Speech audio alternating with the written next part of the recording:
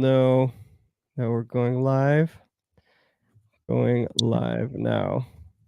So we are live on Meditation Magazine's Facebook and YouTube, and maybe some people will watch it now, maybe some people will watch it later.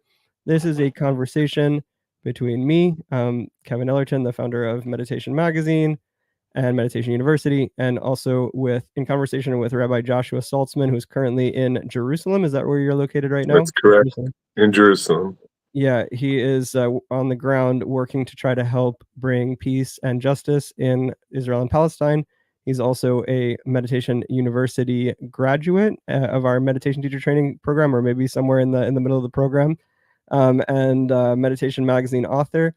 Rabbi Saltzman has written one of these articles in the Peace issue, which was about Chiapas in Mexico and his journeys there, his experiences working to help the Zapatistas in Chiapas in Mexico. I'm trying to find the article here. Peace in Latin America. This is the article that Josh wrote about his experiences in Chiapas, Mexico, helping the Zapatistas with after their revolution, their relatively nonviolent revolution. And he's been working with all kinds of peace and justice groups, and is now in Israel, traveling across the whole country and the West Bank. I guess not Gaza, though, because that's probably impossible to access at the moment. I believe you would go in. If anybody would go in there, you would just go in there and try to find out what's going on. But yeah, you would, right? I would, yes. Yeah. I mean, I could have, but people didn't want me going in there. It's a bad idea. Yeah. So, but you did go through the West Bank and through Israel, and met a lot of people, Druze and Palestinian and Israeli.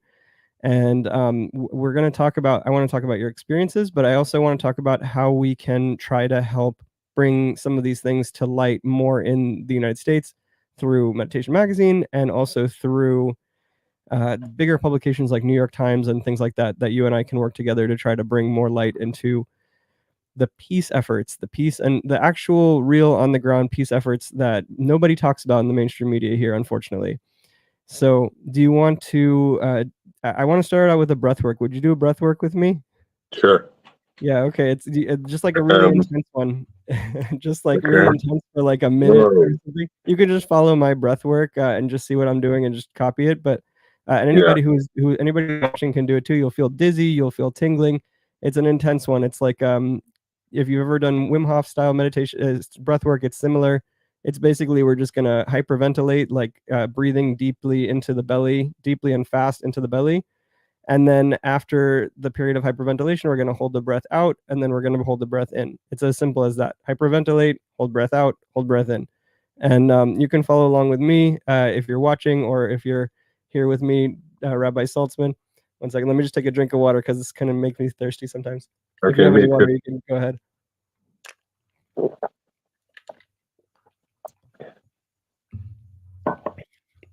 And by the way, you can do this through the nose if you want to do it more traditional, like pranayama. In the traditional, they do it through the nose. But if you want to look really crazy, you go like through your mouth. I think I'm going to do it through my nose. Yeah, okay, that's a good idea. I like to look crazy, and also I like to get a lot of volume of air in and out really quickly, and that's why I like to do it through my mouth. So you can do it either way, however you prefer. If you want to get really dizzy and really intense, do it through your mouth. If you want to do it the more traditional way and not look super crazy, then try to do it through your nose. Okay, so Rabbi Josh is going to do it through his nose. I'm going to do it through my mouth, and you can copy whichever you like if you're watching. So you ready? Mm-hmm. Okay, let's go. Rapid breathing now.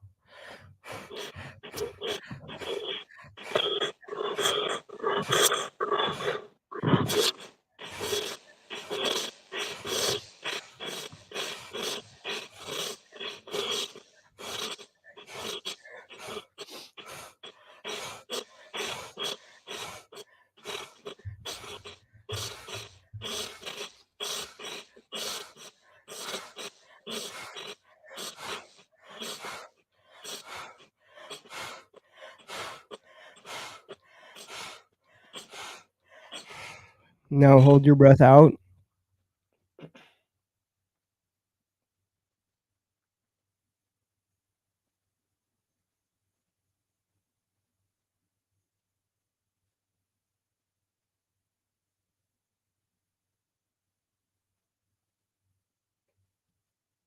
You may feel tingling, dizziness.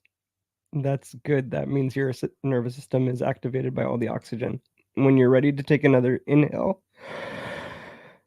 take a deep inhale, hold it, body full of air. Just feel what it feels like with the body full of air.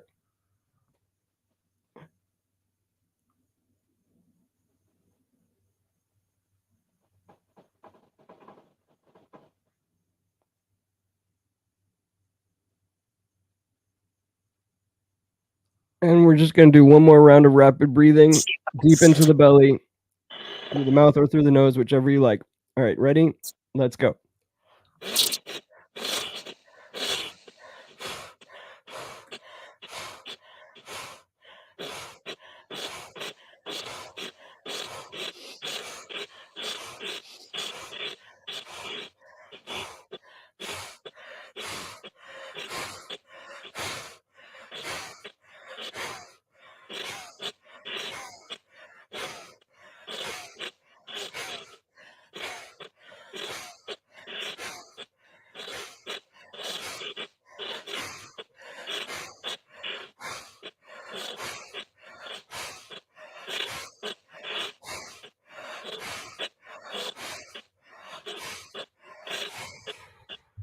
Now exhale all the air and just sit with the body empty of air.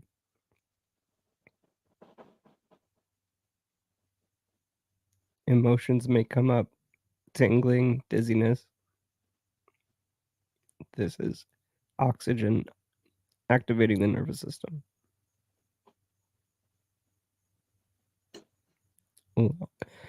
When you're ready, you can take a deep inhale.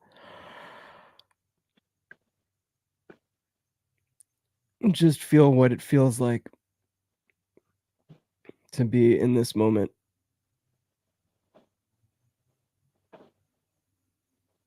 And when you're ready, you can open your eyes and just notice all the lights and colors and the things that you see before you. Yeah.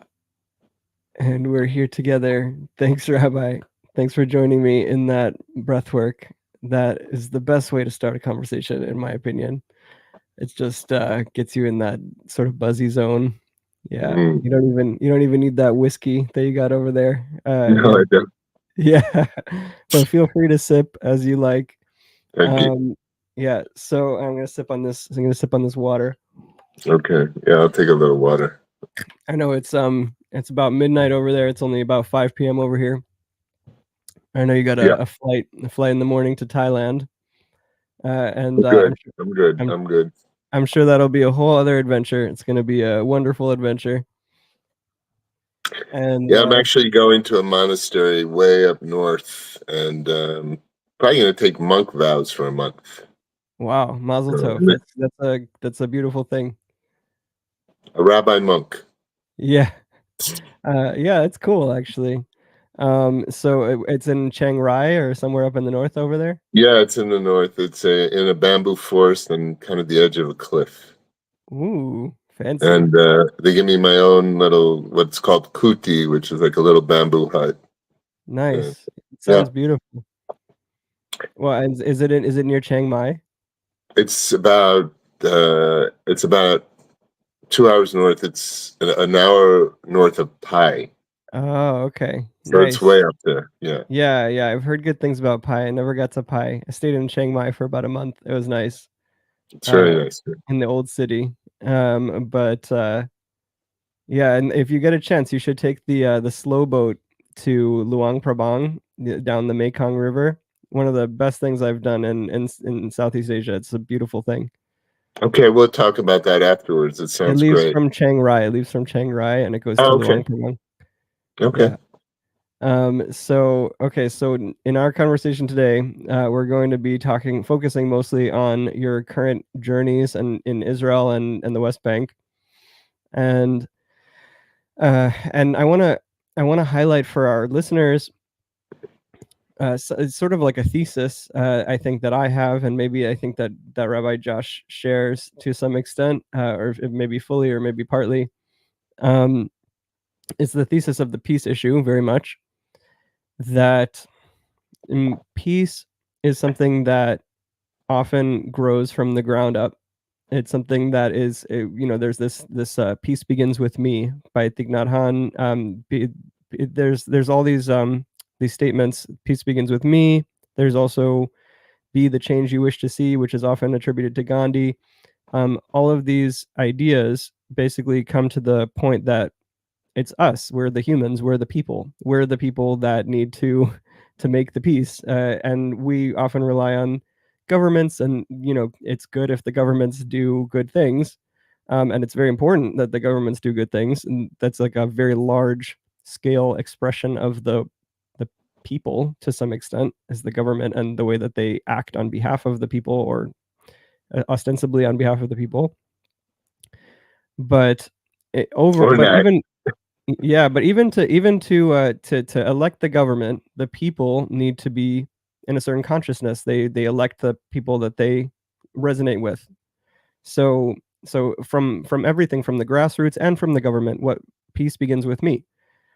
And that's kind of the thesis of the peace issue. And it's something that I've been involved with and exploring in New York. I'm working with groups of people that are, there's, for example, a group called Standing Together, which is Israelis and Palestinians that get together and protest together against the war, but also for peace. But not just for peace, for peace in a lasting way, peace that satisfies what everybody needs, or at least what the general population needs, which is safety, security, rights for everyone, equal rights. And so Standing Together is an organization that I work with here in the United States, and others. And I think Rabbi Josh was telling me earlier today, about his travels in Israel. It sounds like you're doing something very similar. You're going. Can you talk a little bit about that and what your experience has been traveling across the length of Israel and the West Bank recently? Sure. First thing I want to say, Kevin, is that when you're on the ground here, things look very different than they do in the United States or in Europe. And Israel is a very, very ethnically mixed population. People don't realize that. There are many Jews who come from Arab countries, from Persia, from Iran, from North Africa. So in the United States, it would almost, be equivalent to the variety of people. Many people are from Ethiopia and intermixed. So there's black, white, all different types of Jews here. Much more, much more variety than people think. And then you also have Bedouin, you have Druze, you have Cherkesi, you have Palestinians, so it's very, very mixed population ethnically and religiously, and you have Christian population. We went by Christian Arab town today. And I started my journey taking a train to Kibbutz Gesher, which is in the Jordan Valley. And the reason I mention the Jordan Valley is because the Jordan Valley is one of the places that has really been ignored by most people. And that whole section, which I drove all the way down to Eilat, which is the southernmost point of Israel, is where a lot of the violence is going on, where a lot of settlers are making problems for Palestinians and Bedouins, and also where the IDF is sometimes helping and sometimes not helping so much. So that's really the area that I went to today. I went there with Rabbi Arik Asherman. He was with rabbis. He he was the executive director of Rabbis for Human Rights, and I was a special projects person. And mostly we went to Bedouin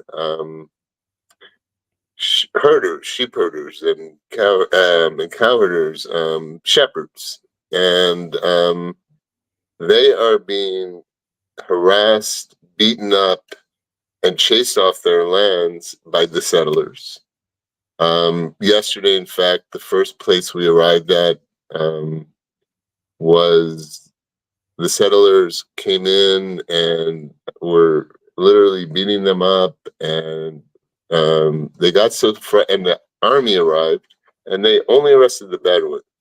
They didn't arrest the settlers. So they tend to be on the side of the settlers. Once in a Why while, would they arrest the Bedouins? I mean, what was going on that was like the settlers were, you said, beating up the Bedouins for and kicking them off their land, and then the army would come and arrest the Bedouins and not the settlers? Like, what is the justification for that? well, I mean, to be honest with you, the state supports the settlers' attempt to really confiscate the lands of the Palestinians and the Bedouins. I would go so people talk about genocide and all kinds of words. I would call it more like ethnic cleansing, and that's how Rabbi Asherman describes it. Mm. With and literally, the settlers will put up a tent or a little aluminum cabin, and they will then claim all that land, and they'll push who's ever on that land off that land. So they wanted to get rid of this Bedouin population. So they came down, they beat them up, they scared the hell out of them. The IDF arrived, and they arrested only the Bedouin people, not the settler people. So here's what I'm trying to get at is I think that some people who may be skeptical about that those types of things happen, they might say, "Oh, why were they beating them up? Were they under attack? Was it self-defense for the settlers to beat up the Bedouins that were maybe attacking them?"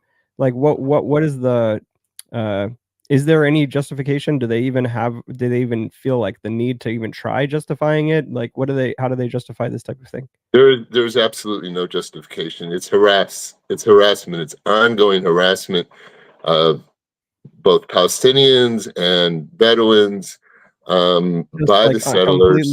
Completely unprompted, unprovoked. Absolutely unprovoked. And they come in with guns, and wherever they come, they plant an Israeli flag. They create a temporary settlement, and based on antiquated Ottoman land rights, they claim the lands. So what they really wanted to do, there were two brothers, and they had a bunch of sheep, and they had cattle, and they wanted to get rid of them. So they scared the hell out of them, and we literally helped them pack up all of their trucks, and they had to leave, and they went into what's called Area A. And Area A, you're as an Israeli, you're not allowed in there. Only Palestinians and Bedouins. Now, I do want to make a distinction, because although Bedouins are Palestinians, the Bedouin population, many of the Bedouins serve in the IDF. They're trackers. I myself was in the IDF, and up in the north in Metula, and our tracker was a Bedouin. So, and no one is hearing about what's going on with the Bedouins. Everyone's hearing about what's going on with the Palestinians, but the situation of the Bedouins is even worse, if you could believe it, than the situation with the Palestinians. What Rabbi Asherman does is he drives around from place to place. We were climbing mountains, and they have an ethic of welcome. So we would go up to where they were shepherding, and they would welcome us. They would make us chai or tea. We'd sit with them, we'd talk, and they all told us about how the settlers had been harassing them. They come in, they scare their sheep away, their cattle away. Absolutely no justification. They plant Israeli flags wherever they can. And they plant these temporary settlements, and they're literally trying to push them off the land.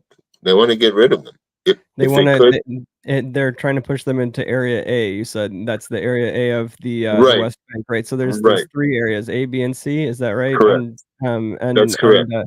So what? Like A is only Jewish settlements, and then B is mixed Jewish No, and Palestinian or something. actually, A is only Palestinians.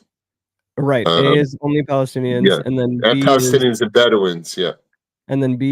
what is B and C? I, actually, I think B is settlements and Palestinians and Bedouins. I'm not sure what C is, Mhm. but it might be only. I know I'm it not. has to do. I know it has to do with something about the who controls which areas. Some of them are controlled by Palestinians, some are controlled by Israeli, and some are the mixed or something like that. Right, So the settlers are in the Israeli controlled area, and they're trying to get the Bedouins to leave and go into the Palestinian controlled area, basically.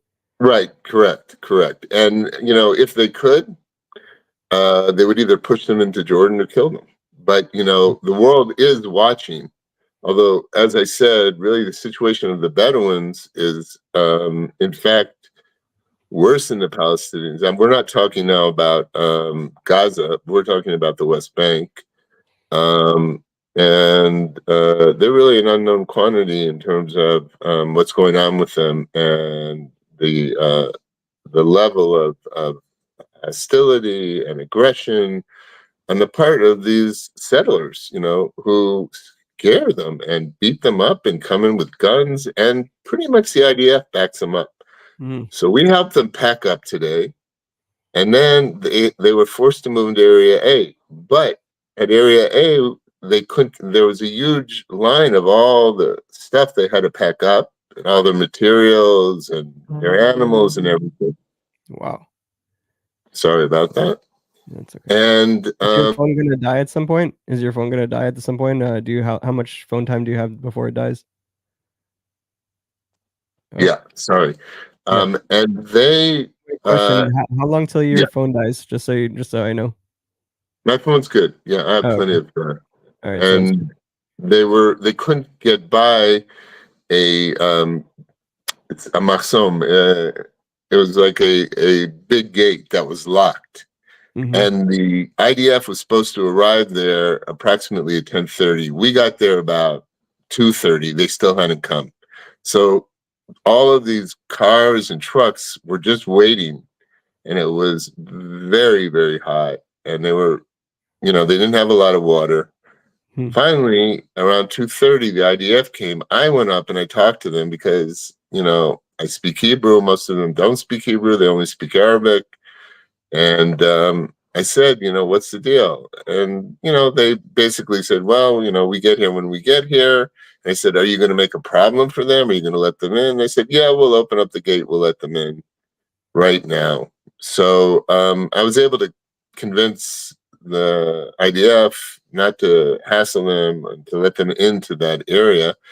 But again, I'll repeat, what the settlers really want is to get rid of them. But right now, the only thing they can really do is concentrate them into that area. And so every place we went, every every place where there were Bedouins or Palestinians, um, they were being harassed by settlers. Every place. Hmm. And Rabbi And Asherman, go ahead.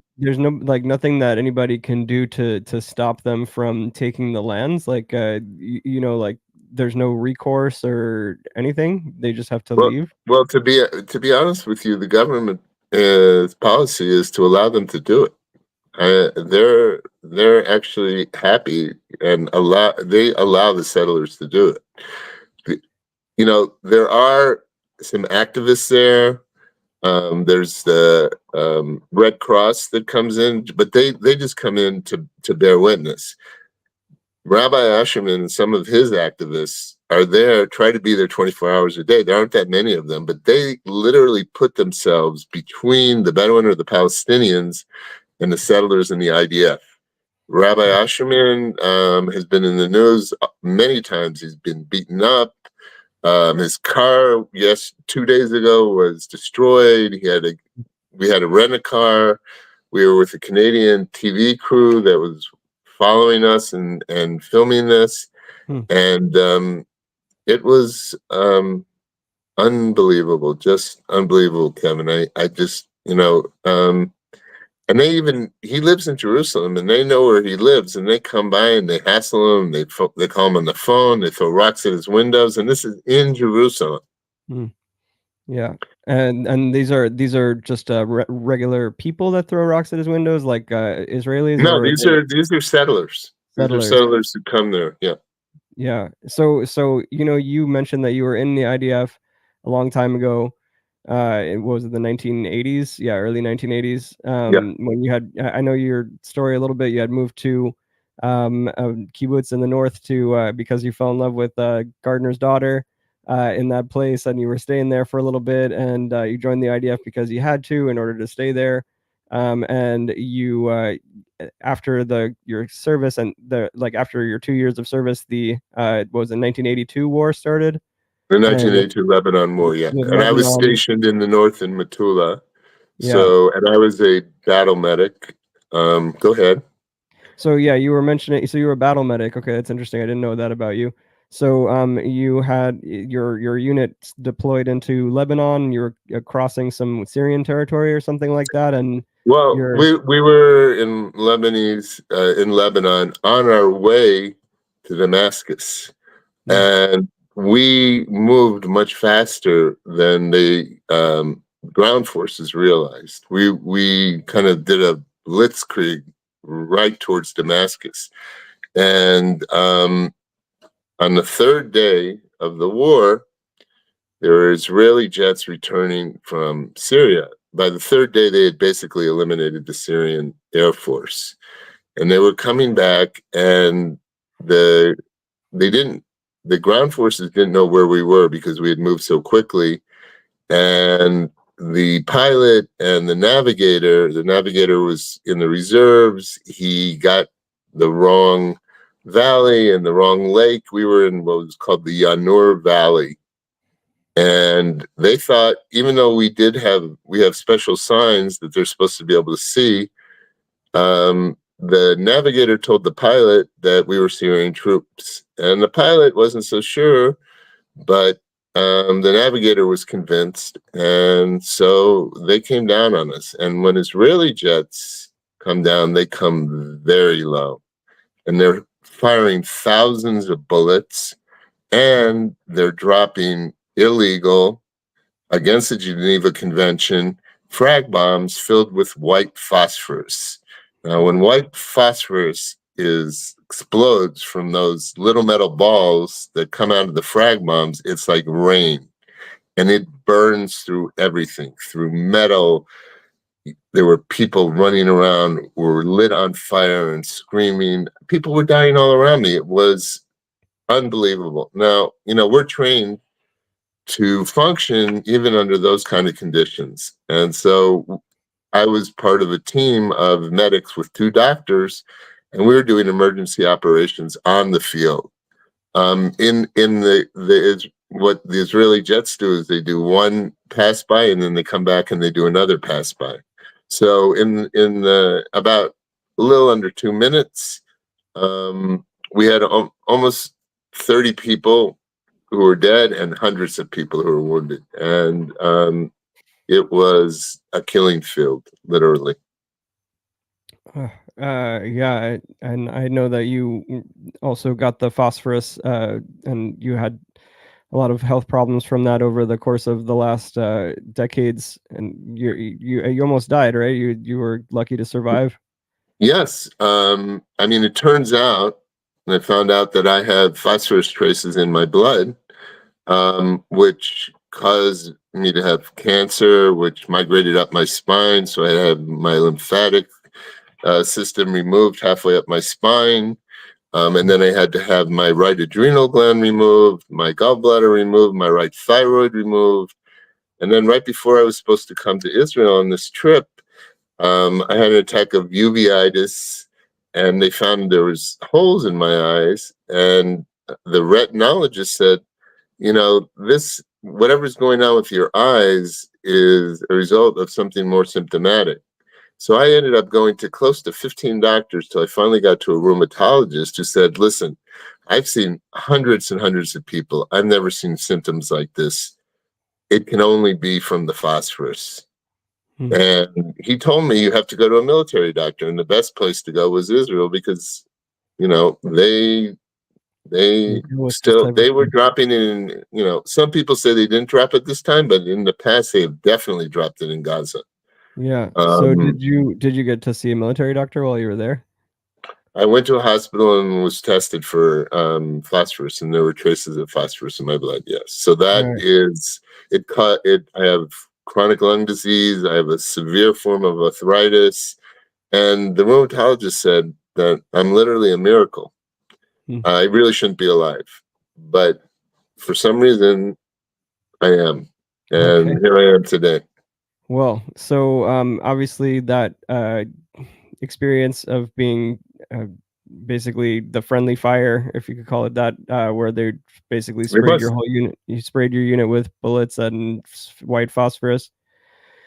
Obviously, probably changed your perspective on a lot of things. But at this point, you're talking about you're going in, trying to stop the IDF from removing Palestinians and Druze, not Druze. It was By the way, the Bedouin from yes. from their lands. I'm guessing at this point in your life you would not join the IDF. So like, what do you feel? Maybe I'm wrong, but that's my guess.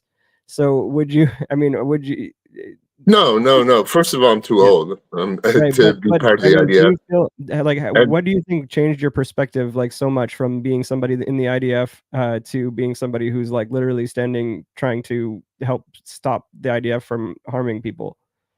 well, first of all, the military and the government hid what happened to us for over 40 years. Only about a year and a half ago, a documentary came out, and many of the parents, I mean, they knew about it, but they hid it for over 40 years. And a documentary was done in which the entire country saw what actually really happened to us. And then the military, the Air Force was forced to bring the parents to an Air Force base and to explain to them more or less what happened. They didn't talk about the white phosphorus that was dropped on us, by the Mm. way. Um, so, when you're in, and I want to add to that, that there's a lot of friendly fire incidents happening in Gaza right now. Look, the whole country is traumatized on the one hand by what happened on October 7th. There's no doubt about it. From Eilat all the way to the north. And I lived on Kibbutz Hanita, which is on the Lebanese border, which was bombed by Hezbollah a couple of days before I went up north. I was in Nahariya. And the day I was in Nahariya, the IDF went in and bombed a lot of Hezbollah, and they were firing rockets. I mean, a lot. There's over 110,000 people who have been evacuated from the north. It's almost a year now, and I was in Nahariya, and we went down into the bomb shelters, and the bombs were coming down. And my friend said to me, listen, you have to get out of here. I have to protect my family and my kids, and I can't be responsible for you. So I got on a train and I came. Now, to get back to your question, look, it's a very, very complex, as I said, it's a very complex issue. I mean, from the Israeli perspective, right now, they don't understand what's going on at all, because Netanyahu says that he is negotiating for, to get the hostages out. Most people think there are very few hostages left. And those, Sinwar, was in Israeli jails. He understands the Israeli mentality. When he was there, they exchanged one soldier for 1,000 Palestinians. So that was part of his plan to begin with, was to kidnap as many people as possible, because that's those are the cards he's holding. So the chances of him ever giving up, they gave up a few because they knew that would then activate the Israeli population who had been um, coming out against the government before October 7th. And so there have been huge protest movements in Tel Aviv and in Jerusalem, because people want the hostages to come home. But Sinwar has surrounded himself with soldiers from the IDF who he's tortured for more than a year. So, I'm not sure what life these people are going to have. So I'm trying to give a sense of what's going on. The Palestinians in Gaza, or as we call it here, Gaza, they're innocent. They're being used by Hamas, and there's no doubt that there's a type of ethnic cleansing going on, both in Gaza and in the West Bank. So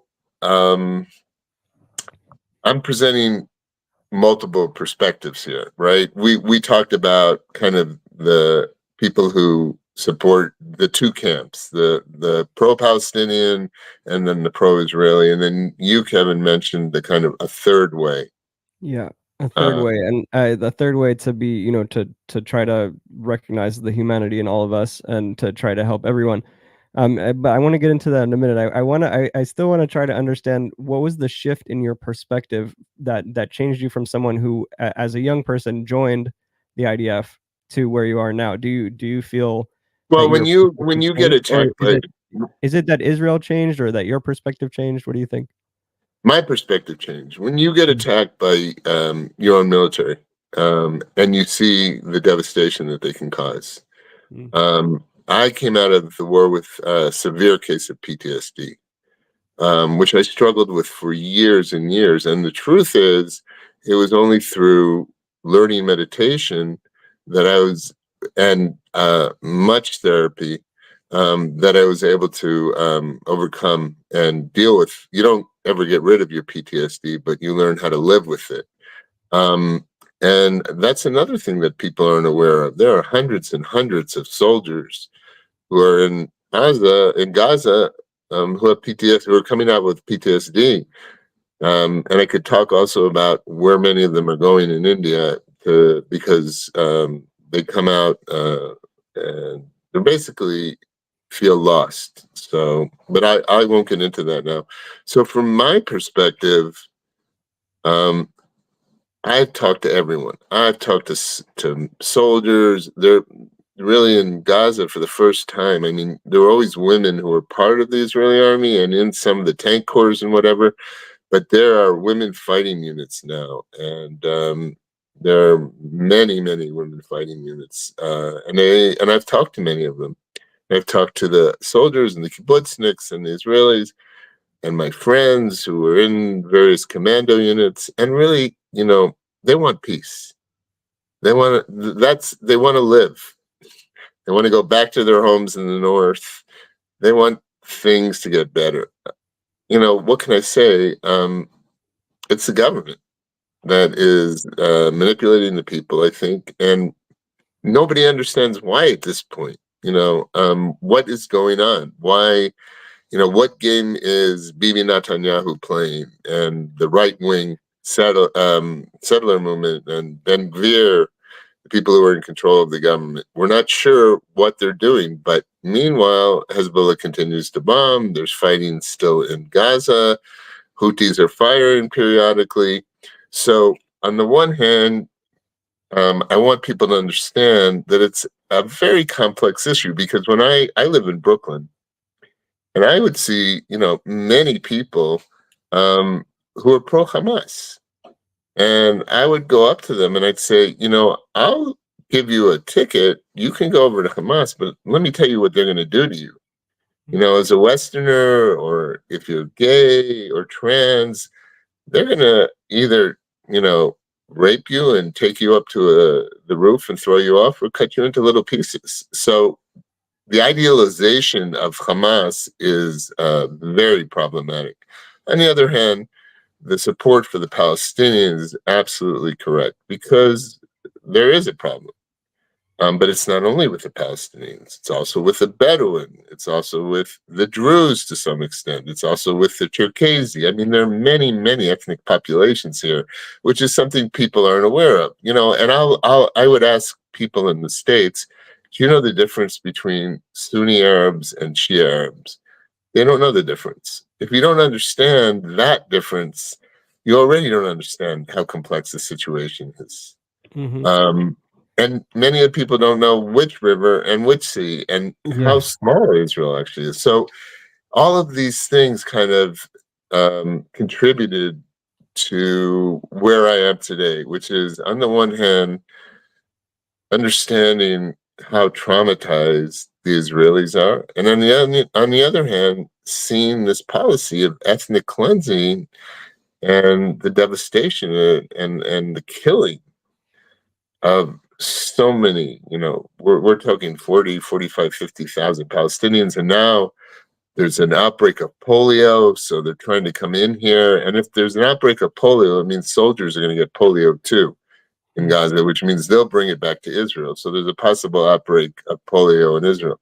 I Mm. mean, if polio breaks out, everybody's in trouble.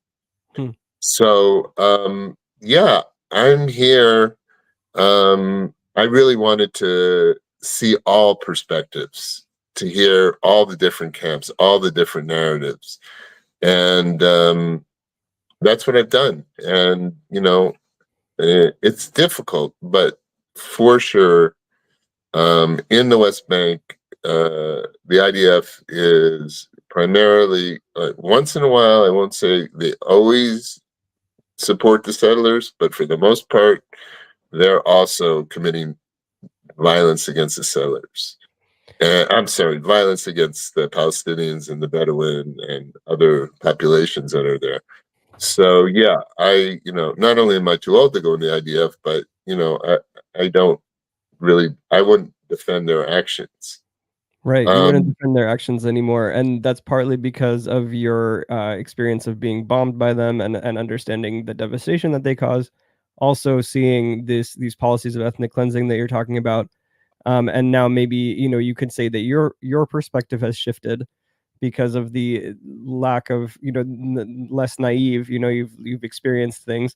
But do you also think that the Israeli government and the IDF's actions and stuff like that has changed since the 80s when you were there? Like, do you feel that this policy of ethnic cleansing that you're describing in the West Bank is relatively new, considering like the October 7th attacks and the do you feel like this is stuff that's relatively new, or is it something that's just been there since you remember in the 80s?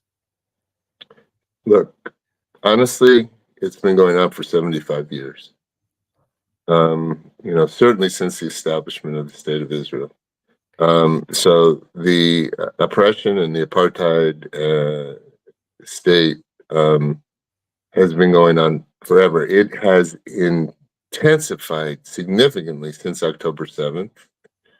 And the behavior of the settlers in the West Bank has gotten worse. The violence has gotten worse. There have been pogroms where they've gone into Arab towns and literally killed them. The military is going in there. Now, there are Hamas people. I mean, 2 weeks ago, a Hamas terrorist was sent into Tel Aviv, and he was sent to blow up a shuk, a market, and he saw a synagogue where there were men praying and women and children, and he went to go in there, and he pulled the string on his vest, and he by mistake blew himself up.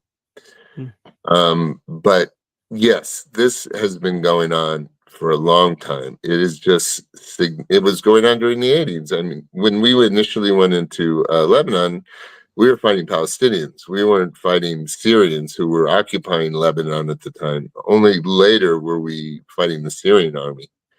Mm. So yeah, it's been going on forever, and to be, number one, war is madness. War is madness. There's no justification. War is madness. But it's also interesting, I'll say on the other hand, the significant rise of anti-Semitism around the world, And in the United States, it's gone up like the incidence of anti-Semitism has gone up like 250%.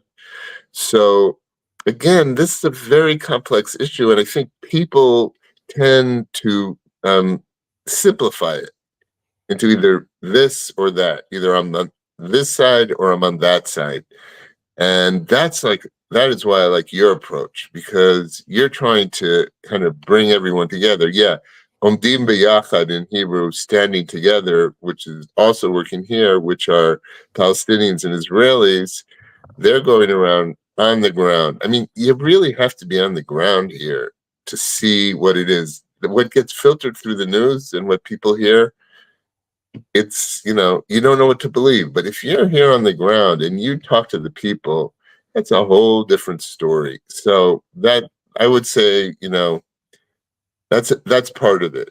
And that's why I came here, because I really wanted to understand what was happening here. What was the perspective of the Israelis? What was the perspective of the Palestinians, the Bedouin, the Cherkezi, the Druze? And I've talked to everyone, to soldiers, as I said.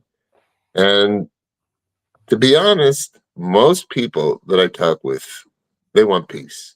That's what they want. They want to live in peace On on all the both sides. sides. On both sides. So, who then are we blame? Who do we blame? It's the government. I mean, there's no one else to blame here, unfortunately. I'm not sure. I'm not sure that blame is the Right. ideal tool to Yes, I use agree. I in agree. resolving this issue. But I mean, as an intellectual exercise, I think that yes, the government holds blame. You were saying that nobody knows what Bibi's game is. I mean, I go to these Israelis for Peace rallies in Union Square every Sunday or most Sundays, and they chant a lot of stuff about Bibi. I don't like the negative chants. I like the more positive chants. I like the my favorite of their chants is "Our futures are intertwined, Israel and Palestine."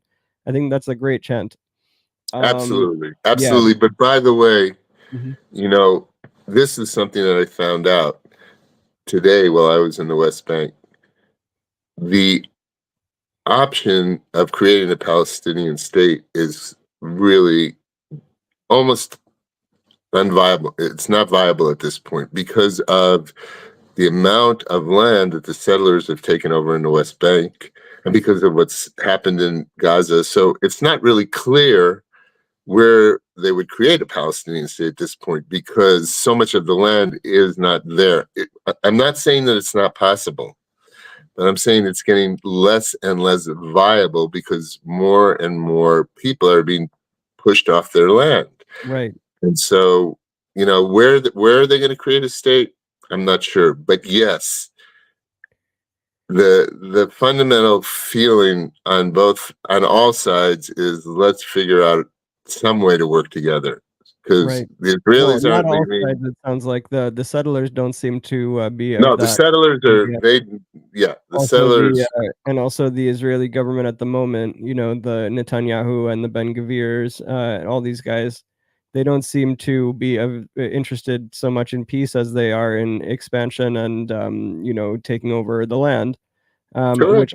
Which I think to some extent is rooted in Judaism, but also to some extent is probably rooted in past historical trauma of like I don't know if you know about the massacres of the 1920s, where the Palestinian mobs came and Arab mobs came and massacred people in Hebron and Tzfat and places like that. And I think that there's probably a lot also trauma from the Holocaust, and all this trauma Listen, is like the Mufti of Jerusalem was pro-Nazi and yeah, and and helped to send children to concentration camps. So right, there is that dimension. But again, yes, there are these multiple narratives, as we yeah, say, right. Then and on both sides. the narratives tell the story from each people's perspective. But if we try to look at the whole picture, and I think that's really the view that we need to take, is to look at the whole picture, look at both people's narratives, recognize that there are some things that may be falsified in each narrative, falsified or mistaken or something like that.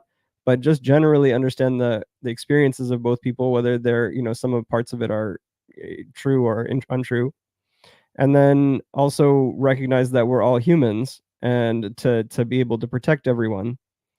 But when you're talking about I think the issue of blame is an interesting question. I don't think it's necessarily the best topic No, to no, be I, able to I, I I to agree with focus. you. I mean, But the but I existing think government seems, but by the way, I was sitting with a lot of these shepherds, and they make tea for you and whatever, and um, there's an Allah Akbar, okay, and I said, yeah, God is one, and they said, yeah, and well, we both Allah come. Akbar means God is great, right? It's not God God is is one. great. God is Yes, great. God is great. Yes, but they Mm, were saying one also. mm, That there's one God, mm. and they come from the Abrahamic tradition as well, and they said that to me. So there's more that we have in common. Also, the ethic of hospitality here among both the Israelis and Palestinians and Bedouin is incredible. I mean, that's really something that's missing in the state, because Yeah, no matter where you go, people welcome you and they yeah. treat you like kings. So yes, It's we true have that more in common than we have that separates us. Absolutely. yeah, I think that those are things that we should focus on. I do think it's good to also to be able to let people know that when people think about the conflict, and they generally think of it as one-sided because they think the blame is on one side. So when you brought up the blame, who's to blame for it all? I don't think that's the direction that will take us to peace, but I do think that it's necessary to let people understand it a little bit more clearly, to be able to discuss it a little bit, because there's also this thing in the United States, especially with the pro-Palestinian protesters, that they say there will be peace when there's justice, or no justice, no peace. And I think justice is a necessary component of the peace. And part of the this sort of attitude toward justice coming first is often driven, I think, by the idea that the blame is all on one side, and that needs to be handled first. But I don't think that the blame is all on one side. You can see that it's been started way back since the 20s or earlier, and that's way before the Jewish state existed. But actually, the reason I was asking you about your experience changing versus the state changing, you're saying it's intensified now. You're saying that it goes all the way back to 75 years. But do we know, is that I think one of the questions that I have in terms of the blame of the whole thing is, Well, maybe responsibility is a better term. I mean, yeah, who's responsible for this? I mean, right. But you're I right. mean, again, there are, if everyone has their own opinion about this. So Yeah, it's but there's it's there's also, I mean, I wonder if if you think about 75 years ago, the 1948, obviously since then it's been very much, I wouldn't say one-sided, but the power has been relatively one-sided since Mhm, 1948. mhm, But before, like, going back to the 20s and before that, the power was flipped. It was more the Jewish settlers and the families were not really in power. They were families, like, living in towns, and they were attacked by mobs and things like that. So the power dynamic was different. I wonder if you think that this idea, the ethic of ethnic cleansing that you're seeing play out in the West Bank right now, if you think that that goes all the way back to the original Zionist aspirations, because right now in the United States, a lot of people are very angry about Zionism. And I think that the original Zionist aspiration was not necessarily ethnic cleansing. I mean, if you read certain passages in certain books, you see that, okay, some people had this idea, but I think in general, it was just an idea of moving, Jewish people having their homeland, and not necessarily ethnically cleansing it, but just to be able to live there. But do you think that that's like something really strong that goes back all the way to the beginning, or is that something that you know about? yeah. Listen, again, it's a complex thing because there are Zionists you can read who wrote back then about getting rid of the Arab population. Not all of them. And Right. Ben yes, Gurion talked there about it, were. and Don't and forget that first the Ottoman Empire controlled Israel, and then the British controlled Israel during that period.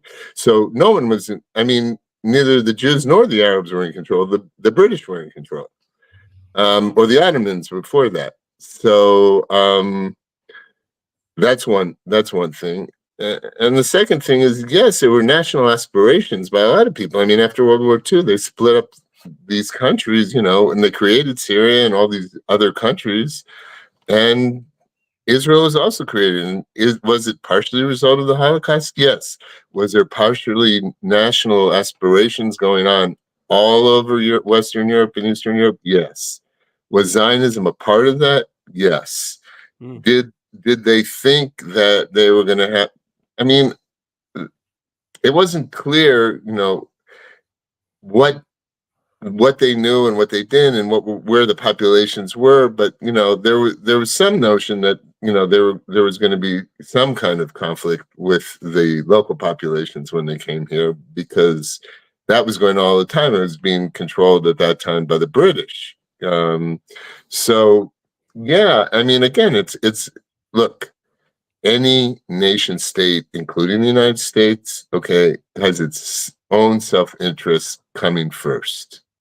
So the existence of nation states also means that you have the existence of militaries, and therefore you have military industrial complexes. Or we haven't even talked about the prison system in Israel, where you have thousands of Palestinians, and nobody's really getting in there to see the prisons. Mm. So, it is, it's hard to say that I call myself a non-Zionist, which means what I'd like to see theoretically is that not the creation of two states, but of one state that everyone had citizenship and basic human rights. And that's what the human rights people are working for here on the ground. I mean, Rabbi Asherman says, I'm just concerned about guaranteeing the human rights of the Palestinians and Bedouins that I'm working with, because he literally puts himself between them.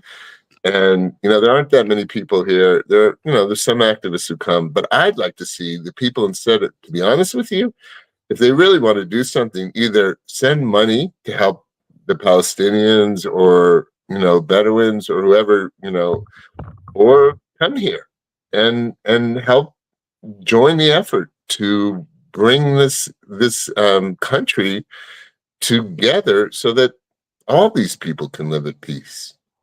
And that, Yeah. I think, is part of what I think you see as the third way. You have Yeah. to tell me more about Yeah, that. yeah, very much. It's. I like to think of it as I think the third camp is a good way to call it.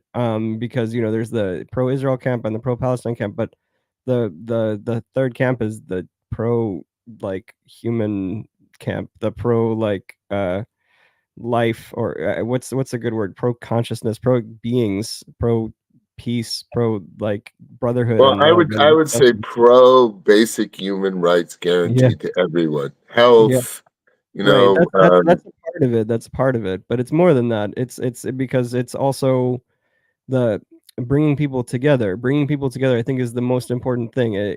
I've seen it when I'm in these Union Square demonstrations where they bring the Israelis and Palestinians together, and you see like the speakers that I'm often seeing these pairs of speakers that are one Israeli, one Palestinian, and sometimes they're colleagues, sometimes they're close friends, and it's nice to, and you just see, they're like friends, they're regular people that are friends with each other, and they're from different places, but they're the same, they're people. And well, I let me think when let me let me say something about that, because this Mhm. is another thing people really don't understand. There is coexistence going on here. I'll give you a great example. When I was coming back from Eilat, there's a kibbutz, and they have a dairy. It's called Yod Vatat, and they offer free chocolate milk. And so we stopped there. We went in there, and there were Arabs and Palestinians and Jews, and everybody was waiting online. Nobody was pushing. Everyone was waiting online. I walk around in Jerusalem. Now, East Jerusalem is a different story, but you see a lot of Arabs and Israelis coexisting. So it's not all separated, as the way people think. There is a lot of coexistence already happening. And standing together here in Israel, okay, they're trying to bring about what you're talking about, to see the common goals of people coming together and living together and creating that kind of possibility. Yes, absolutely. Absolutely. I agree with you 100%, Kevin. Yeah, I think that's what has to happen, and I think that's the way forward. You were talking about the government. I think there's two ways that people. I think there's really one way that people think about it in the mainstream. The mainstream thinks about it as if it's governments that are doing everything, and it's the government is we have to protest, and it's the government, and sometimes they conflate the government with the actual country, so they protest Israel or they protest Palestine. But really, essentially, what they're protesting is the actions of the government, because they're focusing on these guys are bombing, these guys are doing this, and that's true. Those are the that's where the rubber meets the road. But there's the government is a function of the people. The government is elected for one thing, and at least in Israel, and it's also the government bows to the will of the people to a large extent, because to avoid getting unelected, to a large extent, because it maybe is not all the people, but for example, to the will of Ben Gvir's settlers or whatever, the people that and what's his name, Smotrich, these guys that are propping up the government in Israel and keeping Bibi in power, want him to take the stance that he's taking. And also, there's a large population in Israel, I think, that doesn't want a two-state solution, and Bibi is standing on the side of not doing a two-state solution, right? So Yeah, these I are mean, again, this is another thing people aren't really aware of. Kind of, without over, this is somewhat of a simplification, but what you really see is the Ashkenazi Jews, who are in the minority, um, are the more tend to be on the left and more progressive. And those people who come from Arab countries and have had experience in Arab countries where they had what was called dhimmi status, they were secondary citizens, and there were pogroms that are going on. They have a different relationship with the Arab communities, although there was a great flourishing and intercultural participation, in that, all over the Arab nations. But essentially, the Jews were second class citizens. Maimonides was in Cairo, and he used to go and take care of the caliph who was in charge. And people don't know this, but he was actually forced to become a Muslim in order to treat the caliph. But he was also in charge of the Jewish community. So after he finished, he'd go home and there'd be a huge line, and it was all Jews. So, things are a little bit more, again, it's very complex, but it does break down if you look at it, where the Ashkenazi minority, people are tired of them being in control. And and yet, they tend to be the more liberal progressive. Not all of them. Not in the case of Bibi and Smotrich and what's his name? Well, they're Ashkenazi. They're all Yeah, Ashkenazi. they're Yeah. Ashkenazi. They should, but they're not very liberal. They're not very No, progressive. no, no, no, no, no, Right. no. That's why I said, but if you look at, they did a poll recently, and 60% of the population here supports what they're doing. 60% of the So population supports supports Bibi the and Ben government. Gvir. Yes, Right. correct. So that's what I'm trying to say, is that the government is catering to the majority of the population. So Yeah, when people are protesting, they are protesting the government. They're also protesting the people to some extent, because the people are supporting the government.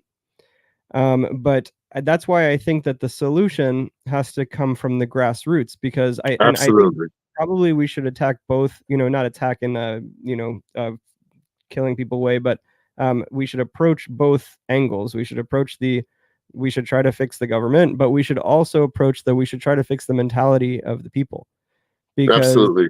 And I think to fix the mentality of the people, the main thing is relationship building. And this is a word that I came across at one of the Israelis for Peace demonstrations, and the standing together people, and the Israelis and Palestinians.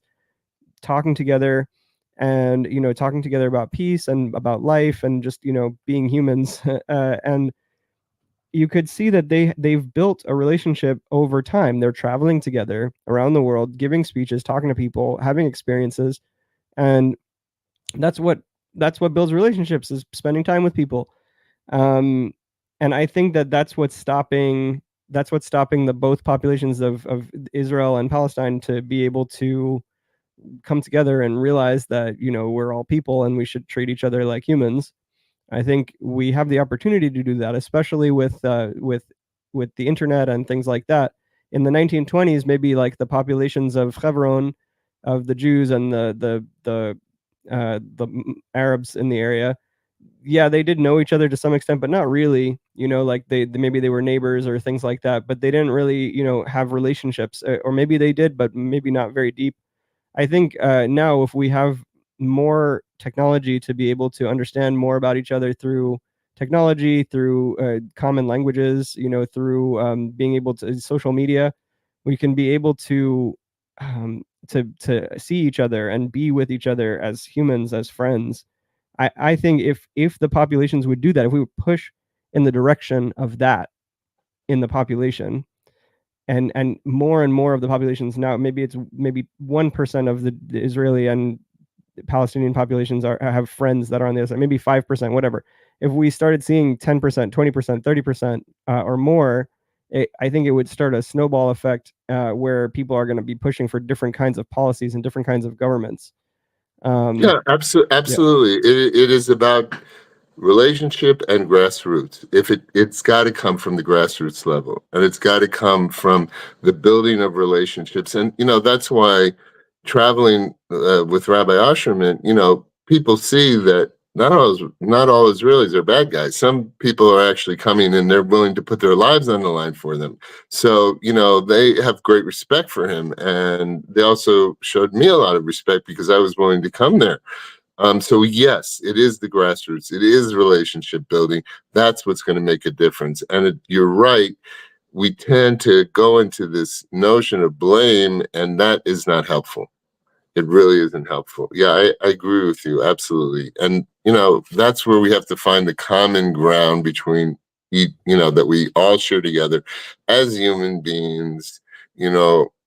As being guaranteed basic human rights. And yeah, that's the only, I think, the only hope for a future in this land. yeah, Otherwise, that's the way. I think that I know it's approaching 1 a.m. where you are. You've got a flight at 8 a.m. to Thailand. I want to wrap up now, and I wanted to wrap up with maybe some ideas for how we can help you and me to like action items that we can actually do. And I don't know, people watching at home, maybe you can think of ways that you can help as well. But for us, okay, we're putting this out for Meditation Magazine. We'll clip some from some of this for little social media sound bites. That way, it gets some people to think differently about the situation, but also I think that if we want to really make an impact here, and by the way, stuff is starting up again here with the divisiveness. You see the protests in Colombia and Hamas flags and things like that. There's a lot of divisiveness starting up here again, and if we want to be able to make things better, one, we can. So we're sharing this video. We're going to share clips of this video, but also I want to try to make more of a mainstream impact by approaching New York Times, New York Wall Street Journal, New York Post, even any of these big publications, Washington Post, the BBC, CNN, Guardian, all these places. What I want to try to, and I have my assistant reaching out to them to try to get in contact. Maybe you have better ways of getting in contact, but I want to approach them saying, Rabbi Josh Saltzman and Kevin Ellerton are, involved in New York and in Israel and the peace movement, and we want to try to present a third narrative, a third camp, not pro-Israel, not pro-Palestine, but helping everyone, all the humans, trying to bring people together rather than supporting one side and blaming the other. Just instead, trying to bring the sides together to be friends with one another and to be unified and to bring peace through the grassroots of people coming together. And Yeah, I think, absolutely. I agree with you. If people really want to do something, instead of the separation into camps and the divisiveness and the pro-Hamas and whatever and the pro-Israel, yes, people should support grassroots organizations both in the States and in Israel, particularly in Israel, that are trying to do that type of work. yeah, that's And a good point. To support standing yes, together, for example, standing together, yes, bringing Israelis and Palestinians together to support these types of initiatives, combatants for peace, and the bereaved families forum. The parent circle. rabbis for human rights. Yeah, rabbis for Yeah, human rights. All of these, there are to support there are them. absolutely. And I wish that maybe we can figure out a way to get some of the bombs money to get to support like the people coming together initiatives. Instead of supporting sending billions of dollars for bombs, maybe they can send some billions of dollars, or at least some millions of dollars even would make a huge difference for these organizations that are bringing people together. It could be make a huge difference in peace and security for Israel, which is what they want, right? They want security. Mhm. Bombs don't bring security. Bringing people together brings security. Bringing making Right, making friends with your enemies brings security. right. So yeah, I think that there's so much to say on this, and there's so much impact that it can make, and it's the truth, and people who hear it and understand it and listen for a second realize that it's the truth. And yet the media, the publications, the CNN, the Fox, all of them, the newspapers, they all present this like fake truth of division that's not really true. And this the real truth that's right in front of them, they're not putting out there. And I don't know if it's because of the what it's if it bleeds it leads mentality, like try to make people angry to get them reading your newspaper and stick with your publication. Maybe it's that, maybe it's a nefarious thing. But I think it's just that there aren't enough people writing about that. I think that if you and I go and really make a push to the big mainstream media, and we try to get some kind of a column or like a guest feature that's like a recurring thing, that we'll get something. And I think we should try. Yeah, I mean, I would say to all the protesters in the United States, what you should really be doing, is supporting what you're talking about, Kevin, supporting grassroots organizations that are working for peace instead of going out and, pro Hamas, pro Israel, whatever, push towards organizations on the grassroots level and on the governmental level, on every level that are working towards peace. That's the action. That is the real action. What people who can really make a difference and can eventually, if there are enough people, change the government, change the way the attitude, bring people together. Absolutely, that's what people should be doing in the United States. They should be supporting those grassroots organizations, both in the United States, around the world, and in Israel in particular, where Arabs and Jews and Bedouin and Druze and Jerkesis who are all working together towards peace. Those type of organizations are where they should put their effort, and not just walking around just screaming hate and blame. I Yeah. absolutely, Kevin.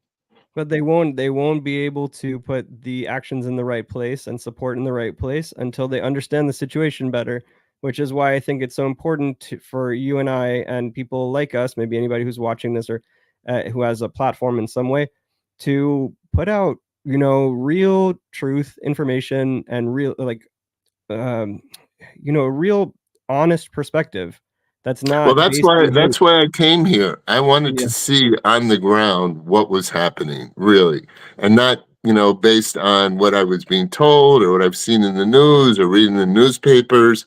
I wanted to see it for real. And so, if people really want to know, Go come there. here.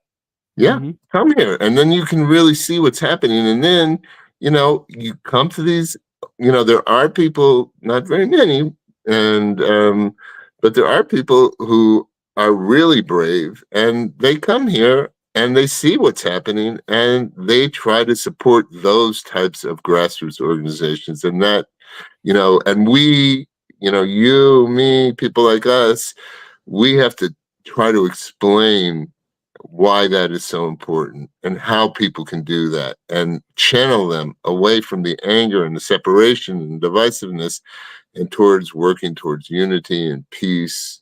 Yes, absolutely. Yeah. Thank you, Rabbi. It's been a very powerful conversation.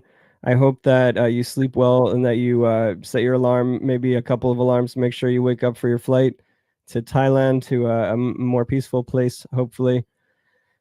And I'd like to hear more of your stories in the future. I know you are we only got into your stories about the West Bank, but I know that you had traveled up in and you were in the bunker and being bombed up in the north as well. And I didn't really hear much about that story during this conversation, but we'll talk more about that. You also mentioned you had a film crew following you in the West Bank. If you can get some of that footage or images or anything like that, that can help us with getting some of these stories into mainstream media. Yeah, So absolutely. I mean, yes, yeah, send me what absolutely. I you can can. If understand you can send me footage for photos, I'll go and approach the media organizations and I'll try to get us in. And you can also What I try to want to get me. do, I want to put you in touch with Rabbi Asherman, because he knows a lot of the people who are doing this kind of grassroots work. And, he has a relationship with the film crew from Canada that was doing the filming today. So he can really help you in terms of getting that material more than I can, because I'm going to be in Thailand in a Yeah. monastery for a month. Oh, So, true. Okay, yeah, put me yeah, in touch and hopefully we'll be able to get more of the word out. Thank yeah. you, Rabbi, for being here. Thank you. And I hope Thank you have you. a great flight. Make sure you wake Thank up. you. Don't forget. Okay. See you God later. bless. Be Have a well. good night. Have a good night. You too. Good night. Shalom. Shalom. Peace.